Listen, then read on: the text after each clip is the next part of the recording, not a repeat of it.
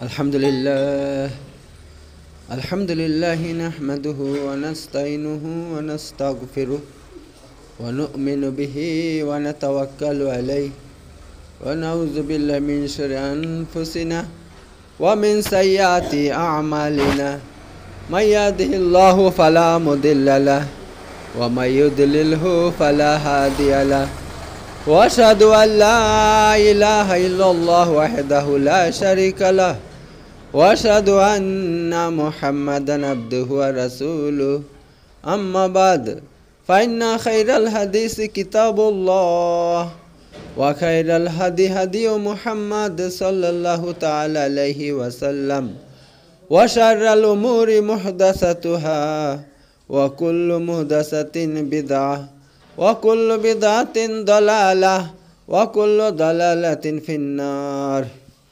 क़ाल अल्लाहु तबारक तआला फ़ी कलामिहिल मजीद वल फ़ुरक़ानिल हमीद। औज़ु बिल्लाहि मिनश शैतानिर रजीम। बिस्मिल्लाहिर रहमानिर रहीम। तो আপনাদের সামনে আমি গত শুক্রবার ফেরেশতাদের গুরুত্ব আমাদের জীবনে কতটুকু দরকার এই নিয়ে কথা বলছিলাম। কারণ আমাদের কাছে অনেকে অভিযোগ করে যে আমার রুজিতে বরকত নাই, আমি অনেক ইনকাম করি কিন্তু টাকা পয়সা কোন দিক দিয়ে চলে যাচ্ছে কিছু বুঝতেই পারছি না। হ্যাঁ, অনেক ইনকাম করি কিন্তু তারপর অভাব অনটন লেগেই থাকে। আবার কেউ অভিযোগ করে যে আমার ঘরে বরকত নাই, রহমত নাই, কোনো কল্যাণ নাই। আবার কেউ অভিযোগ করে যে আমার বাড়িতে খালি রোগ বালা মুসিবত লেগেই থাকে, তা ইত্যাদি কেন হয় কিছু বুঝতে পারছি না, তার একটা ব্যবস্থা করেন। তো আমি বলবো এর প্রধান কারণ হচ্ছে আমাদের বাড়িতে রহমতের ফেরেশতা ঢোকে না। আমাদের বাড়িতে রহমতের ফেরেশতা না ঢোকার ফলে সেখানে কি ঢুকে? শয়তান ঢুকে অটোমেটিক। যেখানে ফেরেশতা থাকবে না শয়তানের বাসা বেঁধে যাবে, ওই বাড়িঘর শয়তানের বাসা বেঁধে যায়। যার ফলে কি হয়, শয়তান যেখানে থাকবে সেখানে বেবরকতি দেখা দিবে, রোগ বালা মুসিবত দেখা দিবে, বিভিন্ন পেরেশানি দেখা দিবে। হ্যাঁ, এর জন্য আমাদের জীবনে ফেরেশতার বিশাল গুরুত্ব। তো আল্লাহ তাবারক তাআলা দুনিয়াতে যখন কল্যাণ অবতীর্ণ করেন একমাত্র ফেরেশতার মাধ্যমে কল্যাণ অবতীর্ণ করেন। যেখানে আল্লাহ তাআলা যে বাড়িতে রোগবালা লেগে আছে, রোগবালা দূর করতে চান, মানে আরোগ্য নিয়ে আসেন, ফেরেশতার মাধ্যমে আরোগ্য নিয়ে আসেন। ফেরেশতা না এলে সঙ্গে আরোগ্য আসে না, ঠিক আছে? তো এই ব্যাপার। আর হাদিসের মধ্যে আল্লাহ রাসূল সাল্লাল্লাহু আলাইহি ওয়াসাল্লাম কি বলছেন যে মানুষকে আল্লাহ যখন সৃষ্টি করে, যখন একটা মানুষ মানে ভূমিষ্ঠ হয় দুনিয়াতে, মায়ের পেট থেকে আসে দুনিয়াতে, সঙ্গে সঙ্গে আল্লাহ তাআলা তার সঙ্গে একটা শয়তান তৈরি করেন, করে শয়তানটা তার পিছে লাগিয়ে দেয় এবং একটা ফেরেশতা আল্লাহ তাআলা তার পিছে লাগিয়ে দেয়। সে যতক্ষণ পর্যন্ত বাঁচবে, মৃত্যু না হবে, ততদিন পর্যন্ত ওই শয়তান আর ফেরেশতা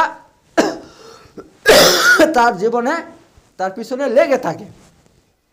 এইবার দেখেন ওই ব্যক্তি তার আমল যেমন হবে তার উপর তাদের প্রভাব সেমন হবে।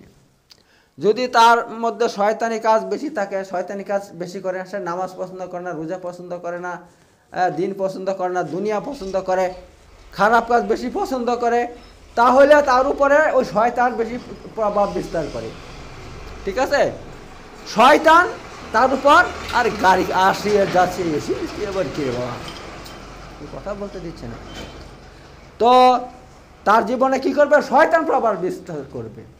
আল্লাহ রাসূল নিজে বলছেন কথা যে তোমার জীবন, তোমাদের জীবনের সকাল শুরু হবে হয় শয়তানের প্রভাব দ্বারা, না হয় ফেরেশতার প্রভাব দ্বারা। অর্থাৎ আমরা যদি ভালো কাজ করে সকাল উদ্বোধন করি, 5 ওয়াক্ত নামাজ পড়লাম, ফজরের নামাজটা যদি পড়লাম, আমরা জামাতের সাথে পড়েছি, তাহলে আমাদের জীবন উদ্বোধন হবে ফেরেশতার মাধ্যমে। ফেরেশতারা আমাদের জীবনে প্রভাব ফেলবে। সেটা কিভাবে? যত ভালো খেয়াল উদয় হবে, এটা ফেরেশতারা উদয় খেয়াল শয়তান আপনার অন্তরের মধ্যে খেয়াল উৎপন্ন করে, ভালো খেয়ালগুলো।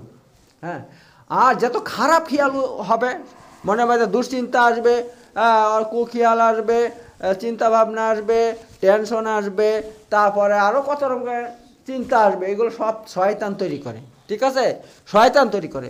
তো এই জন্য আল্লাহ সাল্লাম বলছে, মানুষ সকালবেলা হয় শয়তানের ঝান্ডায়, শয়তানের পতাকার নিচে থাকে, না হয় ফেরেশতার পতাকার নিচে থাকে। ঠিক আছে, তো এই জন্য এবার আমি বলবো আপনাদের সামনে এমন 26টা কারণ, যে 26টা কাজ করলে আমাদের সঙ্গে ফেরেশতা সবসময় থাকবে। ঠিক আছে, সবসময় ফেরেশতা থাকবে। আর ফেরেশতা থাকলে কি হয়, আমাদের জীবন, আমাদের ঘর, আমাদের জমি জায়গা, আমাদের সব কিছুতে বরকত রহমত দেখা দিবে, কিন্তু অভাব অনটন দেখা দিবে না। ইনকাম আমাদের যাই হোক, আল্লাহ তাআলা এর মাধ্যমে আমাদের জীবনকে সুন্দরভাবে চালিয়ে দেবে, কোনো টেনশন থাকবে না, কোনো অভাব থাকবে না আমাদের, যদি ফেরেশতা আমাদের কাছে সবসময় থাকে। ঠিক আছে, তো আবার ফেরেশতা আপনার দুনিয়াতে মানুষকে পরীক্ষা করতে আসে। ঠিক আছে, পরীক্ষা করতে কিন্তু ফেরেশতা আসে। যেমন আমি একটা ঘটনা বলি, এই ঘটনাটা বলে তারপর আমি সে 26টা কারণ বলবো। রাসূলুল্লাহ সাল্লাল্লাহু আলাইহি ওয়াসাল্লাম নিজে বলছেন যে একবার আল্লাহ তাআলা বনী ইসরাঈলদের মধ্যে 3 ব্যক্তিকে পরীক্ষা করার জন্য একটা ফেরেশতা পাঠিয়ে দেন। আর ফেরেশতা দুনিয়াতে আসেই আল্লাহর হুকুমে, আল্লাহর হুকুম ছাড়া দুনিয়াতে ওরা আসে না। তো যাদের কাছে ফেরেশতা আসে আল্লাহর হুকুমে ওদের কাছে আসে, আল্লাহ তাদের ভালো চায়, এই জন্য তাদের কাছে ফেরেশতা আসে। আল্লাহ যাদের ভালো চাবে তাদের কাছে ফেরেশতা আসবে।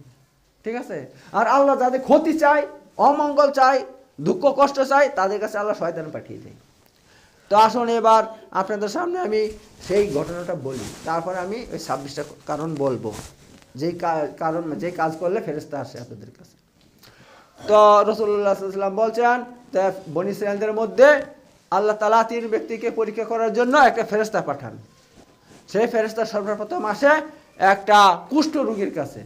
সেই কুষ্ঠরোগীর চামড়া একেবারে কি, কুষ্ঠরোগী তো বুঝতে পারছেন, কুষ্ঠরোগী মানে কি, চামড়া খারাপ হয়ে যায়, এরকম দাগ দাগ হয়ে যাবে, দেখতে অসুন্দর হয়ে যায়, তাকে কেউ পছন্দ করেন। যার কুষ্ঠরোগী হয় তাকে সবাই ঘৃণা করে, তার কাছে সবাই দূরে থাকে। তো ফেরেশতা এসে বলছে, আচ্ছা তোমার এই অবস্থা হয়ে গেছে, তুমি তোমাকে যদি আল্লাহ তাআলা ভালো করে দেয় তাহলে তুমি কি করবা বলো? বলছে আলহামদুলিল্লাহ, আলহামদুলিল্লাহ, আমি সব সময় আল্লাহর প্রশংসা করব, সব সময় আল্লাহর ইবাদতে ডুবে থাকব, আর আমি আল্লাহ ছাড়া কিছুই চাই না, আমি সব সময় আল্লাহকে নিয়ে আমি থাকবো। তাই বলছে আচ্ছা ঠিক আছে। তখন ওই ফেরেশতা তার শরীরের মধ্যে এবার হাত ফিরিয়ে দেওয়ার সঙ্গে সঙ্গে তার কুষ্ঠরোগী, সে কুষ্ঠ রোগ তার শরীর থেকে সঙ্গে সঙ্গে কোথায় উধাও হয়ে গেছে, এবং তার শরীরের চামড়া এত সুন্দর হয়ে গেছে, তাকে যে দেখবে সে মানে অপরূপ, তাকে তাকিয়ে খালি দেখতে মনে চাবে, এমন সুন্দর সে হয়ে গিয়েছে। এবার বলছে তোমার তো আল্লাহর হুকুমে তোমার রোগ তো ভালো হয়ে গেছে, এবার তুমি কী চাও বলো, তুমি কী জিনিস বেশি পছন্দ করো, কোন ধন দৌলতটা বেশি পছন্দ করো? সে বলছে আমি সব থেকে বেশি পছন্দ করি উট, উট পছন্দ করি। তো ফেরেশতা একটা উট এনে তাকে দিল, একটা উট দিয়েছে, আর একটা উট নিয়েও দিয়েছে। ঠিক আছে, মানে দুটো না থাকলে তো বাড়বে না, দুটো তাকে দেওয়া হইলো। দেওয়ার পর বরকতে দোয়া করল, হে আল্লাহ তাআলা তার জীবনে বরকত দেন, তার এই ধন সম্পদে বরকত দেন, যাতে সে আরও বৃদ্ধি পেতে থাকে, তার ধন সম্পদ বাড়তে থাকে। এই দোয়া করে দেওয়ার পর তিনি তার কাছ থেকে চলে যায় দ্বিতীয় ব্যক্তির কাছে। সে কে? সে একটা মানে টাকলা মানুষ, তার মাথার মধ্যে চুল নাই, যার ফলে তাকে সবাই, তার নামটাও সবাই ভুলে গেছে, সবাই টাকলা টাকলা করে, তার যে আসল নাম কি সেটা কেউ বলতে পারে না, এখন টাকলা টাকলা করে। এক কথা বলিস না। এইবার তার কাছে এসে বলছে, আচ্ছা তোমার যে মাথায় চুল নাই, তোমার কি অসুবিধা হয় না? বলছে কী অসুবিধা যে হচ্ছে, কি বলবো, যে মানুষ আমাকে খালি ঘৃণা করে, আমাকে কেউ ভালোবাসে না, হ্যাঁ, আর আমার আসল নাম তো সবাই ভুলেই গেছে, আর সবাই টাকলা টাকলা করে ডাকে। এই বলতে চুপ করতে দিয়ে বলছে আল্লাহ তাআলা যদি তোমার মাথা চুল ফিরিয়ে দেয়, সুন্দর চুল গজিয়ে দেয়, তাহলে তুমি কি করবা? বলছে আলহামদুলিল্লাহ, আলহামদুলিল্লাহ, আমি সবসময় আল্লাহর ইবাদত করব, আর আল্লাহর ইবাদতে মগ্ন থাকবো, আমি আর কি দুনিয়ার কিছুই চাই না, সবসময় আল্লাহকে নিয়ে থাকবো আমি। বলছে তাই? বলছে হ্যাঁ। তখন তার মাথার মধ্যে যখন ফেরেশতা হাত বুলিয়ে দেয়, সঙ্গে সঙ্গে কি সুন্দর চুল মাথার মধ্যে সঙ্গে সঙ্গে তৈরি হয়ে যায়, এবং তাকে দেখতে খুব সুন্দর লাগে। তারপর তাকে বলা হইলো তুমি কি মাল পছন্দ করো? সে বলছে আমি গাই পছন্দ করি। তো ঠিক আছে, একটা গাই একটা একটা মানে ষাঁড় তাকে দেওয়া হইলো দিয়ে বরকতে দোয়া করলেন ফেরেশতা যে আল্লাহ তাআলা তার এই মালের মধ্যে বরকত দান করুন। এবার চলে গেছে তৃতীয় ব্যক্তির নিকট। তৃতীয় ব্যক্তি সে এসে অন্ধ। সে অন্ধ, তাকে এসে বলছে আচ্ছা ভাই তোমার জীবনটা কেমন বলো তো দেখি। বলছে আমার জীবনটা খুব দুঃখময়, খুব কষ্ট, কারণ আমি ঠুকর খাই, যেদিকে সেদিকে ঠুকর খাই, দেখতে পাই না, গাছে ঠুকর খাই, এখানে ঠুকর খাই, সেখানে ঠুকর খাই, তা আমি কিছু দেখতে পাই না, আমার খুব অবস্থা খুব খারাপ। তো বলা হইলো যে তোমাকে যে আল্লাহ তাআলা চোখ দিয়ে দৃষ্টিশক্তি দেয় তা তোমার কেমন হবে? বলছে আলহামদুলিল্লাহ, আলহামদুলিল্লাহ, এটা বিশাল ভালো কথা, তাহলে তো আমি আল্লাহর এতই প্রশংসা করব, আমি সবসময় আল্লাহর ইবাদতে ডুবে থাকবো। তাই? বলছে হ্যাঁ।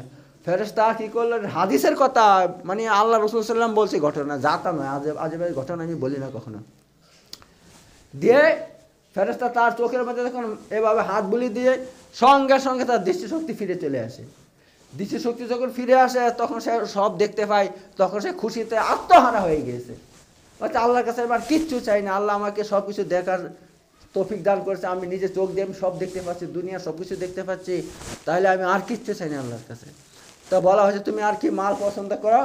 বলছে আমি মালের মধ্যে ছাগল পছন্দ করি। বলছে তাই? বলছে হ্যাঁ। তখন একটা ছাগল দেওয়া হইলো আর একটা ছাগি দেওয়া হইলো, দুটো দেওয়া হইলো। এবং ফেরেশতা তার জন্য দোয়া করছে, হে আল্লাহ তাআলা তার এই মালের মধ্যে বরকত দান করুন। দিয়ে সে ফেরেশতা চলে যায়। কিছুদিনের মধ্যে দেখা গেল, হ্যাঁ, ওই যে যাকে উট দেওয়া হয়েছিল তার উটে ওই সমস্ত জঙ্গল টঙ্গল যত ময়দানে সব ভর্তি হয়ে গেছে, বুঝলেন তো? কয়েক বছরের মধ্যে সব ভর্তি হয়ে গেছে, এত উট হয়েছে সে মানে গণে শেষ করতে পারবে না। এবার ফেরেশতা আবার তার কাছে চলে আসে পরীক্ষা করার জন্য। এসে বলে, হে ভাই, শুনেছি তোমার নাকি কুষ্ঠ রোগ ছিল এবং তোমাকে সবাই ঘৃণা করত, তোমার কাছে মানুষ দূরে থাকতো, তোমাকে কেউ ভালোবাসতো না, তা আল্লাহ তাআলা তোমাকে সেই রোগ ভালো করে দিয়েছে এবং তুমি গরিব ছিলে। আবার আসছে গাড়ি, বারবার আসে গাড়ি। তো দাঁড়িয়ে গেছে। তো তোমার এই অবস্থা ছিল, তো আল্লাহ তাআলা তোমাকে তোমার রোগ ভালো করে দিয়েছে এবং তোমার ধন সম্পদ কিছু ছিল না, তুমি একদম গরিব ছিলে, আল্লাহ তোমাকে ধনী করে দিয়েছে। তা আমি দেখো মুসাফির মানুষ, অনেক দূর আমার বাড়ি, আমার টাকা পয়সা কিছুই নাই, তো তোমার একটা উট দাও অথবা উটের একটা বাচ্চা দাও, আমি ওটা বিক্রি করে আমার বাড়ি পর্যন্ত পৌঁছাবো। সে শুনে তো বিশাল রাগ, এই তুমি কি বললে, কথাটা কি বললে? তুমি বারবার কুষ্ঠরোগী করছো, মানে লজ্জা লাগে না? আরে কুষ্ঠরোগী আমি? কুষ্ঠরোগী তোমার বাপ, তোমার দাদু, তোমার 14 পুরুষ, আমাকে কুষ্ঠরোগী বলছো? হ্যাঁ, আমি যখন জন্ম হয়েছি তখন থেকে আমি এত সুন্দর, আমার কোনো রোগ বলে কিছু হয়নি, তুমি বারবার আমাকে কুষ্ঠরোগী বলেই যাচ্ছ, বলে অপমান করছো আমাকে। আর বলছো আমি গরিব। এই আমার বাপ দাদা 14 পুরুষ থেকে আমরা বড় লোক, আমরা বংশগতভাবে বড় লোক আমরা, আর তুমি বলছো আমি গরিব ছিলাম? হ্যাঁ, তোমার লজ্জা লাগে না আমার কথা বলতে? ফেরেশতাকে এমন করে বলছে। ফেরেশতা বলছে আচ্ছা হ্যাঁ, তো তুমি বলছো যে তুমি কুষ্ঠরোগী ছিলে না, তুমি এরকমই ছিলে, তাহলে সত্যি হয় তোমার কথা, আর তুমি যদি মিথ্যা কথা বলে থাকো আল্লাহ যেন তোমাকে আবার আগের মতন কুষ্ঠরোগী বানিয়ে দেয়। আর তুমি বলছো বাপ দাদা গতভাবে তুমি বংশগতভাবে তুমি বড় লোক, যদি মিথ্যা কথা বলো আল্লাহ যেন তোমাকে আবার গরিব করে দেয়। যখন ফেরেশতার কথা বলল সঙ্গে সঙ্গে সে আবার আগের মতন তার কুষ্ঠরোগ হয়ে গেছে। আর তার যে সমস্ত জঙ্গল এবং সমস্ত ময়দান ভর্তি ছিল উটগুলো এক এক করে ধর করে পড়ে সব মরতে লাগলো। কয়েক মিনিটের মধ্যে সমস্ত উট মরে একদম শেষ। দিয়ে এবার করছে কি, তার হুঁশ হইল, বলছে রে এ তো জাতা ফকির নয়, এ তো পৌঁছা ফকির, সে তো বিশাল ব্যাপার। এই দেখ ফকিরটাকে খোঁজ। সে কি আর মানে দুনিয়ার ফকির? সে তো ফেরেশতা, আল্লাহর কাছ থেকে এসেছে পরীক্ষা করে যে আল্লাহর হুকুমে। সে কোথায় চলে গেছে, তাকে খুঁজে আর কোথায় পেল না। তো যেমন ছিল সেমন হয়ে গেছে। আল্লাহ কি বলছে, লাইন শাকারতুম লাযিদান্নাকুম ওয়া লাইন কাফারতুম ইন্না আযাবি লাশাদীদ। অর্থাৎ যদি তোমরা আমার শুকর আদায় করো আমি তোমাদের নিয়ামত বাড়িয়ে দিব, ওয়াইন কাফারতুম আর যদি না শুকরি করো ইন্না আযাবি লাশাদীদ, তাহলে আমার আযাব সবচেয়ে বড় কঠিন। আল্লাহ বলছে আমি এমন আযাবে ফেলে দেব যে তোমাদের মানে ধ্বংস করে দেবে একেবারে। তা এ না শুকরি করছে, তা আল্লাহ তাআলা তাকে কি করছে, আগের মতো পুষ্টুটিকে বানিয়ে দিয়েছে। আর তার এত উট ছিল, সমস্ত উটগুলো কয়েক মিনিটের মধ্যে সমস্ত মরে মরে শেষ হয়ে গিয়েছে। এবার দ্বিতীয় ব্যক্তির কাছে এলো। দ্বিতীয় ব্যক্তি কে বলেন দেখি? সে টাকলার কাছে এসে বলছে, হে ভাই, আমি একটা ফকির মানুষ, দেখো অনেক দূর আমার বাড়ি, আমার বাড়ি যাওয়ার পয়সা করে নাই, কিছুই নাই। তা আমি আল্লাহর ওয়াস্তে তোমার কাছে চাচ্ছি আমাকে একটা গাই দাও বা অথবা একটা বাছুর দাও, তাহলে আমি ওটা বিক্রি করে আমার বাড়ি যেতে পারবো। আমি শুনছি তুমি টাকলা ছিলে, তোমাকে সবাই ঘৃণা করতো, অপছন্দ করতো। তা আল্লাহ তাআলা তোমাকে আবার সেই মাথায় চুল গজিয়ে দিয়েছে। আর তুমি নাকি গরিব ছিলে, আল্লাহ তাআলা তোমাকে আবার বড়লোক করে দিয়েছে। তো আল্লাহর ওয়াস্তে তুমি আমাকে একটা গাই দাও অথবা একটা বাছুর দাও, আমি ওটা বিক্রি করে আমার বাড়ি পর্যন্ত পৌঁছাবো। সেও শুনে বিশাল রেগে গেছে, চাই তুমি, তোমার লাজ লজ্জা নাই, তুমি বারবার আমাকে টাকলা করছো। আমি টাকলা তোমার বাপ, তোমার 14 পুরুষ, আমাকে টাকলা বলছো তুমি, অথবা সাহস তোমার, এই লাঠিটা করে নিয়ে আসতো। ওকে না মারলে হবে না, এমন করে মারার মতন হয়ে গেছে, একদম মারবে তাকে। আর বলছে তুমি বলছো আমি গরিব, আমার 14 পুরুষ থেকে আমরা বড় লোক, আমরা বাপ দাদা বংশগতভাবে আমরা বড় লোক, তুমি আমাকে গরিব বারবার বলি যাচ্ছ, তোমার লাজ লজ্জা নাই। যখন এমন কথা বলছে আর বলছে ঠিক আছে তুমি কিছু চাচ্ছ না, আমি দেবো না। তুমি আমাকে এমন অপমান করে আমাকে কথা বলছো, তোমাকে সাহায্য করবো, তোমাকে কিচ্ছু আমি দেবো না। তা ফেরেশতা বলছে, আচ্ছা তুমি যদি মিথ্যাবাদী হও তা আল্লাহ যেন তোমাকে আবার সে রোগগ্রস্ত করে দেয়, আর আল্লাহ যেন তোমার সমস্ত নিয়ামত ধ্বংস করে দেয়। ফেরেশতা বলার সঙ্গে সঙ্গে তার মাথায় আবার টাক পড়ে যায়, এবং তার যত গাই ছিল সমস্ত গাই এক ধর করে মারতে লাগে, সমস্ত কয়েক মিনিটে মরে শেষ হয়ে যায়। এবার সে বুঝতে পারছে এই তো জাতা ফকির নয় বাবা, এ তো বিশাল বড় ফকির। বসে যা ফকিরকে খুঁজ কোথায় আছে, দেখ। এইবার ভাই সবাই বের হয়েছে, খুঁজে কোথাও পায় না, গোটা এলাকা চষে বেড়াচ্ছে, কোথাও পাচ্ছে না। সে তো ফকির নয়, সে ফেরেশতা, আল্লাহর হুকুম আল্লাহর কাছ থেকে এসেছে তাদেরকে পরীক্ষা করার জন্য। এবার তারা পরীক্ষা ফেল হয়ে গেছে, দুইজন অবস্থা কি হয়ে গেল, যেমন আগে ছিল সেমন অবস্থা খারাপ হয়ে গেছে। এবার তৃতীয় ব্যক্তি, সে অন্ধ ব্যক্তির কাছে গিয়েছে। অন্ধ ব্যক্তিকে বলছে, ভাই আসসালামু আলাইকুম। ওয়ালাইকুম সালাম। ভাই দেখেন আমি শুনছি আপনি নাকি অন্ধ ছিলেন, আগে কিছু দেখতে পেতেন না, খালি ঠোকর খেতেন, এখানে ঠোকর লাগতো সেখানে ঠোকর লাগতো, তা আপনার জীবনটা খুবই দুঃখময় ছিল। তা আল্লাহ তাআলা আপনার চোখের মধ্যে আবার দৃষ্টিশক্তি দান করেছেন, আপনি এখন দুনিয়ার সব কিছু দেখতে পাচ্ছেন আল্লাহর হুকুমে। আল্লাহ আপনাকে এত বড় দয়া করেছে।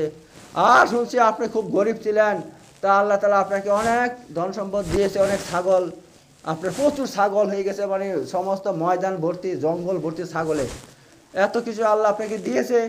তো দেখেন আমার বাড়ি অনেক দূর, আমি গরিব মানুষ, আমার কিছুই নাই, আমার পথে সম্বল শেষ।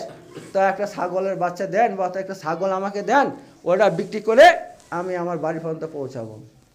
সে তো হাউ করে কাঁদতে লেগেছে, বলছে আপনি কি বলছেন, আপনি আমার সমস্ত নিয়ে চলে যান। আল্লাহ তাআলা আমাকে এত বড় দয়া করেছেন যে আমার দৃষ্টিশক্তি দান করছেন, এত বড় জিনিস আমি আর কি চাই, কি পাবো আমি দুনিয়াতে, আমি দেখতে পাচ্ছি সব কিছু দেখতে পাচ্ছি। তা আল্লাহ তাআলা আমাকে এত কিছু দিয়েছে, আপনি সব নিয়ে চলে যান, আমি কিছু বলবো না। আল্লাহ তাআলা যে আল্লাহ আমাকে প্রথম এইসব দিয়েছে তিনি আমাকে আবার দিতে পারেন। তিনি আল্লাহর জাতের আমরা ভরসা আমার আছে, যে আল্লাহ আমাকে এতগুলো দিয়েছে সে আবার দিতে পারে, আপনি সব নিয়ে চলে যান। তখন ফেরেশতা বলল, ভাই তুমি জিতে গেলে, ভাই তুমি পরীক্ষায় পাস হয়ে গেছো, কারণ আল্লাহ তাআলা আমাকে দুনিয়াতে পাঠিয়েছে, আমি একটা ফেরেশতা, আমি ফকির টকির নই, আর আমি তোমাদের ধন সম্পদের আমার কোনো দরকারও নাই, আমার কোনো কিছু দরকার নাই, আমি খাইও না পড়িও না, আমার কোনো দরকার নাই। তো আল্লাহ পরীক্ষা করতে পাঠিয়েছিল, ওই দুজন ফেল হয়ে গেছে, আল্লাহ তাদেরকে ধ্বংস করে দিয়েছে। তুমি ফার্স্ট হয়েছ, তো আল্লাহ তাআলা তোমার এই যে ধন সম্পদ যা আছে আল্লাহ তাআলা তাতে আরও বরকত দেন, আরও হোক, আরও বাড়ুক। আর এই দোয়া দিয়ে ফেরেশতা আল্লাহর কাছে চলে গেছে। বুঝতে পারছেন তো? তো এই ব্যাপার, ফেরেশতা দুনিয়াতে মানুষকে পরীক্ষা করতে আসে, অনেক সময় আসে। এবার যাদের ঈমান আছে, আল্লাহকে ভালোবাসে, দিনের পরে যাদের আছে আর কি, যারা দিনের পর কায়েম থাকে, তারা জিতে যায়। আর যারা আমরা বকিল আছি, আমার মতন যারা বকিল, আমরা হেরে যাই। ঠিক আছে, এই ব্যাপার। তো ফেরেশতা আরেকবার আল্লাহ পাঠিয়েছিল হযরত ইব্রাহিম আলাইহিস সালামের নিকট, তিনাকে পরীক্ষা করার জন্য। কারণ ইব্রাহিম আলাইহিস সালামের অনেক ছাগল ছিল, অসংখ্য ছাগল। সেই পাহাড়ের ওখানে এখানে চড়াইতো, ময়দান ভর্তি হয়ে গেছিল পাহাড়ে ছাগলে, এত ছাগল তিনার ছিল। তো তিনি একবার ওই পাহাড়ে ছাগল চড়াইতে সেখানে গিয়েছেন, ছাগল নিয়ে 13টা ফেরেশতা চলে আসে। 13টা ফেরেশতা এসে পরীক্ষা করতে আসে। কি পরীক্ষা করতে আসে? যে ইব্রাহিম আলাইহিস সালাম তিনার অন্তরে আল্লাহর মহব্বত আছে কি নাই, তিনি কি দুনিয়াদার না তিনি আল্লাহওয়ালা, কোনটা? কারণ তিনি এত ছাগল চড়াচ্ছেন, এত ছাগল, মানে হিসাব নাই তার, এত ছাগল তিনি চড়াচ্ছেন। এবার মানুষের এত ধন সম্পদ থাকে, তখন কিন্তু সে আল্লাহকে ভুলে যায়, থাকে না, যায় না? যাদের মেলা গরু, মেলা ছাগল, মেলা জমি জায়গা, অনেক দোকানপাট, এই সেই পুকুর, এই সেই, যাদের এত কিছু থাকে, তারা আল্লাহকে স্মরণ করবো কখন? তারা তো এগুলো নিয়ে ব্যস্ত থাকে রাত দিন, আল্লাহকে স্মরণ করার সময় পায় না তারা। তো ইব্রাহিম সাল্লামকে আল্লাহ তাআলা এতই ধন সম্পদ দান করেছিলেন, এত ধন সম্পদ দান করেছিলেন। এবার ফেরেশতাকে পাঠিয়ে আল্লাহ তাআলা তিনার মানে ঈমানি অবস্থাটা জানতে চাচ্ছে, যে তিনি আল্লাহকে কতটা ভালোবাসেন কি বাসেন। এবার ফেরেশতারা এসে কি করছে, পাহাড়ের পিছনে তারা লুকিয়ে আছে, লুকিয়ে তারা জোরে জোরে আল্লাহর প্রশংসা করছে, জোরে জোরে আল্লাহর প্রশংসা করছে। ইব্রাহিম সাল্লাম শুনে ফেলছে সেটা। শুনে তখন তিনি বলছে, তোমরা কে ভাই, তোমরা কে, এখানে চলে আসো, এদিকে চলে আসো, এখানে চলে আসো। বলছে কেন? ফেরেশতার সামনে চলে আসছে। কেন ভাই, কেন, তুমি কি চাও? বলছে ভাই, তোমরা আল্লাহর এত সুন্দর প্রশংসা করছো ভাই, হ্যাঁ আমার মনটা ভরে গেছে ভাই, তোমরা কি চাও বলো, হ্যাঁ তোমাদেরকে আমি তাই দিব, তোমরা আমার আল্লাহর প্রশংসা করো। ফেরেশতারা কি বলছে? ফেরেশতারা বলছে, ঠিক আছে আমরা প্রশংসা করব, এভাবে আল্লাহর প্রশংসা করব না, তোমার যা সম্পদ আছে তার অর্ধেক আমাদেরকে দিতে হবে, অর্ধেক দিবে, তবে আমরা আল্লাহ প্রশংসা করব। এবার তিনি কি বললেন, ঠিক আছে আমার যত ছাগল আছে অর্ধেক তোমাদেরকে দিয়ে দিলাম, যাও তোমরা প্রশংসা করো। আল্লাহ প্রশংসা করতে লেগেছে, এবার অর্ধেক তিনি দিয়ে দিলেন, আর অর্ধেক বাকি আছে। তখন তিনি বলছেন, তোমরা আবার আল্লাহর প্রশংসা করো, তোমরা আবার আল্লাহর প্রশংসা করো। বলছে দেখো এভাবে করবো না, তুমি অর্ধেক দিয়েছ আর অর্ধেক বাকি আছে, ওই যে অর্ধেক আছে সেইগুলো আমাদেরকে দিয়ে দিতে হবে, তবে আল্লাহর প্রশংসা করব। বলছে ঠিক আছে যাও, তোমাদেরকে সেই অর্ধেকও তোমাদেরকে দিয়ে দিলাম। দিয়ে তারা আল্লাহর প্রশংসা করতে লাগলো জোরে জোরে, হ্যাঁ সুবহানাল্লাহ, আলহামদুলিল্লাহ, লা ইলাহা ইল্লাল্লাহ, আল্লাহু আকবার, এভাবে আল্লাহর প্রশংসা করতে লাগলো। এবার প্রশংসা করার পর বসে, কই দাও আমাদের দাও, দিয়ে ওইগুলো দিয়ে দিয়েছে। এবার তেনার কাছে কিছুই নাই। এবার বলছে ভাই তোমরা আরও প্রশংসা করো আল্লাহ। বলছে আরও প্রশংসা করবো, কি দিবে তুমি আমাদেরকে, তোমার যা ধন সম্পদ ছিল সব তো আমাদেরকে দিয়ে দিলে, আর তো তোমাদের কাছে কিছু নাই, তোমার কাছে কিছুই নাই, তোমার কাছে কিছুই নাই দেওয়ার মতন, তো আমরা প্রশংসা করে আমরা পাবো কি? বলছে ভাই তোমাদের এতগুলো ছাগল তোমাদের আছে ভাই, তার জন্য কি একটা রাখালের দরকার নাই ভাই? তোমরা একবার আল্লাহর প্রশংসা করো, আমি তোমাদের ছাগল চড়াবো, সারা জীবন আমি ছাগল চড়াবো। ফেরেশতারা বলছে ভাই তুই চুপ কর ভাই, আর চুপ কর ভাই, আমরা তোর এই অবস্থাটা জানতে এসেছিলাম তুই আল্লাহকে কতটা ভালোবাসিস ভাই, তো তুই তো আমাদের থেকে বেশি আল্লাহকে ভালোবাসিস, আমরা ফেরেশতা আমরা এত আল্লাহকে ভালোবাসতে পারি না, এত আল্লাহর মহব্বত আমাদের অন্তরে নাই যত মহব্বত তোর অন্তরে আছে। তখন ফেরেশতারা সব আল্লাহর কাছে চলে যায়। ফেরেশতারা ওরা বলে, হে ইব্রাহিম সালাম, আমরা কোনো মানুষ নই, আমরা ফেরেশতা, আল্লাহ তাআলা পাঠিয়েছে তোমার কাছে তোমার ঈমানের পরীক্ষা নেওয়ার জন্য, তোমার অন্তরে আল্লাহর কতটুকু মহব্বত আছে সেটা আমরা জানতে এসেছিলাম। তো আমরা দেখলাম যে তোমার অন্তরে আমাদের থেকে বেশি আল্লাহর মহব্বত আছে। তখন তারা চলে যায় আল্লাহ তাআলার কাছে। আল্লাহ তাআলার কাছে যখন যায়, আল্লাহ তো আলিমুল গায়েব, আল্লাহ সব জানেন। তো তিনি জানার পর বলছে, হেই ফেরেশতারা কোথা থেকে এলে? বলছে ইব্রাহিমের কাছ থেকে এলাম। ইব্রাহিমের অবস্থা কি বলো? সব খুলে বললো। তখন বুঝতে পারছেন ফেরেশতাদের কাছে যদি ইব্রাহিমকে এত ভালো লাগে, তো আল্লাহর কাছে কত ভালো লাগবে। আল্লাহ বলছে ইব্রাহিম আমার সব থেকে প্রিয়, সব থেকে প্রিয়। আমি যখনই তাকে পরীক্ষা করি, সমস্ত পরীক্ষা এক এক করে জিতে যায়, সে জিতে যায়। আর আল্লাহ তাআলা ইব্রাহিমকে কত পরীক্ষা করেছে সে যদি বলতে লাগে, সে বলা শেষ হবে। তিনাকে দেখেন আগুনের মধ্যে ফেলে দেওয়া হয়, আগুনের মধ্যে ফেলে দেওয়া হয়। তো তিনি সেখানে ফেরেশতারা এসে বলছে, আচ্ছা আমরা সাহায্য করবো, আমরা পানি ঢেলে দিব। বলছে তোমাদের সাহায্য কেন নিব? যে আল্লাহ তাআলা আমাকে সৃষ্টি করছে তার সাহায্য আমি নিব। তিনি কি আমাকে দেখতে পাচ্ছেন না আমি আগুনে জ্বলছি? তখন আল্লাহ কি বলছেন? কুলনা ইয়া নারু কুনি বারদা ওয়া সালামান আলা ইব্রাহিম। আল্লাহ বলছেন, হে আগুন তুমি ইব্রাহিমের উপর শান্তিদায়ক হয়ে যাও। অর্থাৎ এত ঠান্ডা হয়ে যাও না যে তাকে মানে ঠান্ডা লাগবে, আর এত গরম হয়ে যাও না যে তার মানে গরম লাগবে। শান্তিদায়ক হয়ে যাও। আল্লাহর হুকুমে সে আগুন কি হয়ে গেছিল? শান্তিদায়ক ফুলের বাগান হয়ে গিয়েছিল। তো ইব্রাহিম সাল্লামকে আল্লাহ তাআলা অসংখ্য পরীক্ষা করেছিল, অসংখ্য পরীক্ষা করেছিল। আর প্রতিটা পরীক্ষার মধ্যে ইব্রাহিম সাল্লাম জিতে গিয়েছিলেন। ওই যে বললাম তিনি আর শেষ বয়সে একটা সন্তান আল্লাহ তাআলা দিয়েছিলেন, শেষ বয়সে একদম বুড়ো থুরথুরে হয়ে গেছে। ওই বয়সে হযরত ইসমাঈল আলাইহিস সালামকে তিনাকে দান করলেন, তিনার সন্তান। তারপর আল্লাহ পরীক্ষা নিচ্ছে, আল্লাহ পরীক্ষা নিচ্ছে ইব্রাহিম সাল্লামকে। স্বপ্নে আল্লাহ তাআলা বলছেন, এই ইব্রাহিম তোমার সবচেয়ে যে প্রিয় বস্তু সেটা তুমি কোরবানি করো আমার নামে, আমার নামে কোরবানি করো।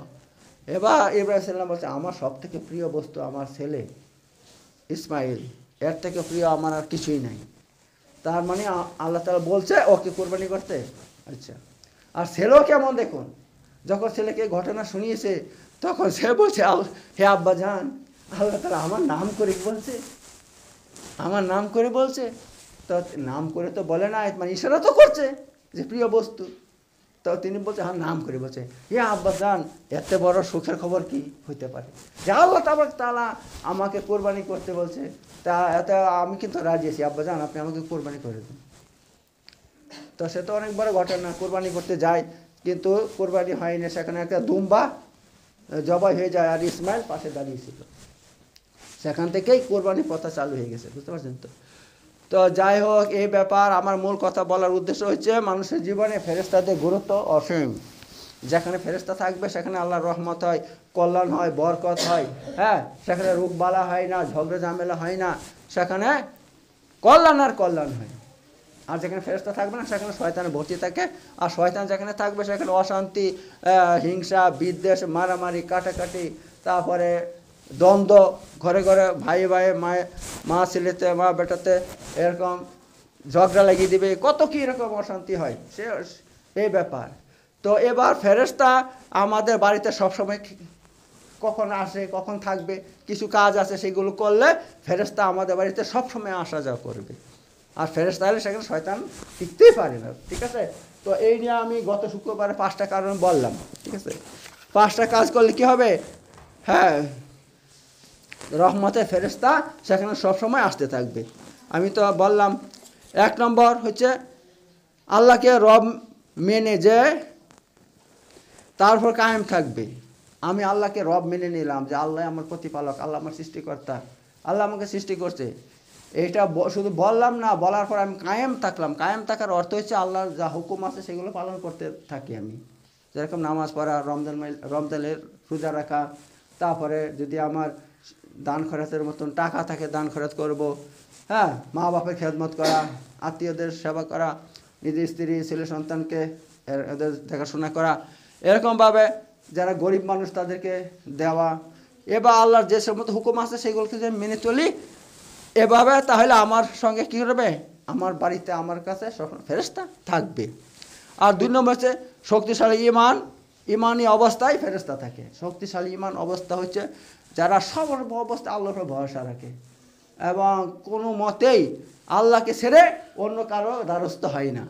ঠিক আছে, যেরকমভাবে অনেকে আল্লাহকেও ডাকে, আল্লাহ আমার এই দাও সেই দাও, আবার কি করে কবর মাজারে গিয়ে সেখানে সেজদা করে, সেখানে গিয়ে বলে দাতা বাবা আমার এই করে দাও সেই করে দাও, আমার ব্যবসা লাগিয়ে দাও, আমার ছেলে দাও সন্তান দাও। হ্যাঁ, তবে আল্লাহকেও মানে আবার মাজারে গিয়ে সেখানে কবরের পূজা করে, কবর পূজা কবরকে সেজদা করে, সেটা এইসব যারা করবে তাদেরকে শক্তিশালী ইমানদার বলা যাবে না। ঠিক আছে, সর্ব অবস্থায় আল্লাহকে চায়, আল্লাহর কাছে চায় যা কিছু দরকার, আর আল্লাহর উপরে ভরসা রাখে। এরকম যদি কারো ইমান থাকে তাহলে তার কাছেও ফেরেশতা কি করে থাকে। আর আর 4 নম্বর হচ্ছে জিকিরের মজলিস অথবা জিকির করা। ঠিক আছে, যদি আমরা সবসময় জিকিরটা আজগার করি তাহলে কি হয়, অনেক ফেরেশতা আছে তারা ঘুরে বেড়ায় পৃথিবীতে, সবসময় ঘুরে বেড়ায়, কে জিকির করছে, জিকির করলে তাকে ঘিরে বসে যায়, তাকে ঘিরে বসে যায়, যতক্ষণ জিকির করবে তার কাছে থাকে, তার কাছে ফেরেশতা থাকে। এত আমরা যদি ফজরের নামাজ পড়ে একটু মানে জিকির আজগার করি, যে ওজিফাগুলো আছে নামাজের পর যে ওজিফা, আল্লাহ রাসূল সাল্লাম 5 ওয়াক্ত নামাজের পর কিছু ওজিফা ছিল সেগুলো করতেন। সুবহানাল্লাহ 33 বার, আলহামদুলিল্লাহ 33 বার, লা ইলাহা ইল্লাল্লাহ 33 বার, আল্লাহু আকবার 34 বার। এইগুলো আল্লাহ রাসূল সাল্লাম কী করতেন, 5 ওয়াক্ত নামাজের পরে এই সমস্ত করতেন। এই দোয়া করতেন না, যেরকম যে সম্মিলিত যে দোয়া আছে এটা বেদাত ভাই। ঠিক আছে, এই দোয়ার অস্তিত্ব হাদিসের মধ্যে নেই, কখনো নেই ভাই। এবার দেখেন আমরা কিন্তু সমস্ত করি, আর আমরা কী করি, দোয়ার মধ্যে কী করছি, দোয়া, হ্যাঁ রব্বানা আতিনা, সে কিছু বলছি না, যা তা একটা বলে এক মিনিটের মধ্যে দোয়া শেষ করে দিচ্ছি ভাই। কিন্তু এটা দোয়া বলা যাবে না। দোয়া মানে কি, আমার কি দরকার, আপনার কি দরকার, সবার কি একই হয় নাকি, সবার কি একই প্রয়োজন? আপনার হয়তো ঘরে চাল নাই, আমার হয়তো ডাল নাই, তিনার হয়তো ঘরের মধ্যে রুগী আছে, হ্যাঁ তিনার হয়তো এরকম মানুষের টাকা পাই, তিনার ঋণ আছে, হ্যাঁ সবার আলাদা আলাদা আলাদা সমস্যা আছে। এতে আমরা দোয়া করবো, নিজের সমস্যা নিজেরা আল্লাহর সামনে তুলে ধরবো, আল্লাহ তাআলা আমাদের রাস্তা খুলে দেবেন। ঠিক আছে, আমাদের সমস্ত সবার রাস্তা খুলে দেবেন, আমাদের সমস্যার সমাধান তিনি করে দেবেন। আর ইমাম সাহেব একটা দোয়া করছে, আরাম করে দোয়া করে আধা মিনিটের মধ্যে আবার বাস মুখের মধ্যে হাত বুলিয়ে দিচ্ছে। এটা দোয়া না, আল্লাহর সঙ্গে মজা করা হয়। এটা দোয়া মানে হচ্ছে কি, আপনি আল্লাহর কাছে এভাবে চাবেন একদম, এমন যেরকম একটা বাচ্চা ছেলে বাপের কাছে এসে কী করে, কান্না করতে লাগে, আব্বা দাও টাকা দাও, লজেন নিয়ে আসবো, দাও দাও দাও, আর এমনভাবে কান্না করতে লাগে যে বাপের মনটা গলে যায়, তখন সে পকেট থেকে টাকা বের করে দেয়, যা নিয়ে গিয়ে। আর যদি সে বলে মজাক করতে লাগে, টাকা দাও টাকা দাও টাকা দাও, দাও দেবে না, বেশ চলে যেতাম, এমন করে কি বাপ দিবে, কোন বাপ দিবে, কেউ দিবে না। তো এরকম যে দোয়াগুলো করা হচ্ছে মসজিদের মধ্যে, ইয়ারকি মারা, এগুলো দোয়া নয়, এগুলো ইয়ারকি মারা হয় এগুলো আল্লাহর সাথে। দোয়া এমন জিনিস যে আল্লাহর কাছে চাবেন, একদম মন খুলে চাইতে হবে, একেবারে মন খুলে চাইতে হবে, না আল্লাহ আপনাকে দিতেই হবে। আর আপনি যখন চাবেন মন খুলে, আল্লাহ দিবেই দিবে একেবারে। ঠিক আছে, এই সে দোয়া, আর এইসব দোয়া না, ইয়ারকি মারা হয় এগুলো। তো যাই হোক, তো এই ব্যাপার, তো সার কথা হচ্ছে, যদি আমরা জিকির আজগার করি তাহলে কি হয়, সেখানে ফেরেশতা চলে আসে, এবং ফেরেশতারা যখন থাকবে আমাদের কাছে, আলহামদুলিল্লাহ কল্যাণ হবে। আর হচ্ছে 5 নম্বর হচ্ছে মসজিদের মধ্যে কোরআন শিক্ষা দেওয়া। আমার কথা নেই, এগুলো সমস্ত হাদিস থেকে আমি তুলে ধরছি, বুঝতে পারছেন তো, হাদিসের কথা এগুলো, আল্লাহ রাসূল সাল্লাল্লাহু আলাইহি ওয়াসাল্লামের কথা। যদি কোরআন শিক্ষা দেওয়া হয় মসজিদের মধ্যে, কোরআন শিক্ষা দেওয়া হয়, যে শিক্ষা দিবে এবং যারা শিক্ষা করবে উভয়কে ফেরেশতারা ঘিরে ফেলে, উভয়কে ফেরেশতারা ঘিরে ফেলে, এবং যেখানে ফেরেশতা থাকবে সেখানে কল্যাণ হয়, রহমত হয়, বরকত হয়। এত তো ফেরেশতা আসার কারণ কি, 6 নম্বর কারণ কোরআন শিক্ষা। আমাদের বাড়িতে কোরআন শিক্ষা দিব, হ্যাঁ অনেক মেয়ে ছেলে কোরআন শরীফ পড়ায়, অনেককে শিক্ষা দেয়, তাদের কাছে ফেরেশতা আছে। ঠিক আছে, তো এই ব্যাপার। ওরে বাবারে, অনেক টাইম হয়ে গেছে তো। ঠিক আছে, তাহলে আজকে সব হইল না, ইনশাল্লাহ সামনে শুক্রবার আবার আমি ফেরেশতাদের সম্পর্কে আর বিস্তারিত কথা বলবো ইনশাল্লাহ। আজকে আমি এখানে শেষ করে দিলাম। বারাকাল্লাহু ফিকুম আযীম ওয়া নাফা'নাকুম বিযিকরিল হাকীম ইন্নাহু তাআলা জাওয়াদুন কারীম মালিকুন বারুর রাউফুর রহিম।